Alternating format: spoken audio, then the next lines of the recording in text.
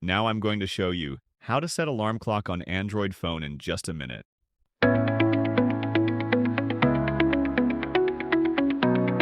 Let's get started. Step 1. Find the clock icon on your desktop. There it is. Step 2. To add a new alarm clock, tap the plus sign at the bottom of the screen.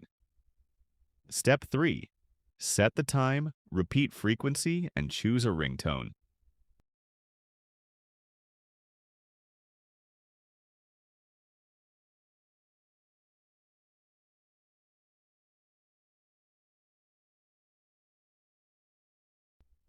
Step 4.